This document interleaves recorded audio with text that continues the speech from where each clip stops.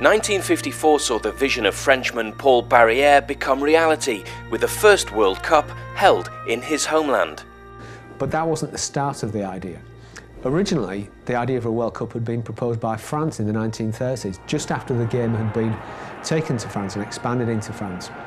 But unfortunately, the Second World War broke out before anything could be done. So in 1947, Paul Barrière, who was then the head of the French Rugby League and also a wartime resistance hero, proposed the idea that a World Cup tournament should be started. In 1954, the first tournament took place, and Great Britain, France, Australia and New Zealand assembled in France to play the very first Rugby League World Cup. 3 years later, the tournament moved to Australia, where the hosts were victorious. And in 1960, Britain played host to the World Cup for the first time. Well, to me, it meant everything. It's a dream. It's something it's a fantasy, you know, something's happened to you. And it's the biggest thing that's ever happened. 21 years of age and winning the World Cup meant everything to me. It was something that I'd dreamed about when I signed professional, but never thought I'd achieve. And when you win it, you just can't believe it. It's magnificent. Victories for Australia followed at home in '68 and on these shores in 1970, where they beat England 12-7 in the final at Headingley. But that was avenged in France 2 years later. Because they finished top of the pool stage, Great Britain only needed a draw against second-placed Australia.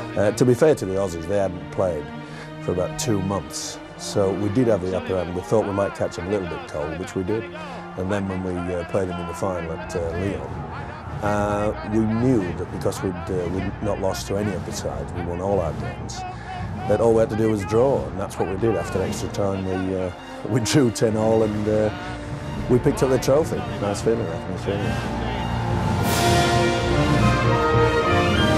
But the Australians went on to dominate the competition, wresting it back in 1975 and seeing off all challengers for more than 30 years. In 1995, Rugby League celebrated its centenary, and the World Cup doubled in size to include 10 teams. Australia were victorious once more, but the tournament now saw Great Britain represented by England and Wales, joint hosts for the first time. It was brilliant for us just to come home and appreciate how much, you know, the Welsh public loved, you know, watching Rugby League, because we played Cardiff first of all against France. We won that, and then we had a massive game against Western Samoa. They had some, you know, huge stars in their side, like the Tumavavi brothers and Tugamala.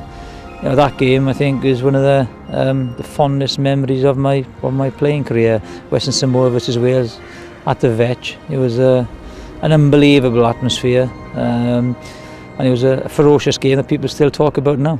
In 2000, the tournament was played in Britain and France. Australia completed their unbroken run with a 40-12 win over New Zealand at Old Trafford, but the tables were turned in 2008 at Brisbane, when New Zealand lifted the World Cup for the very first time in their history.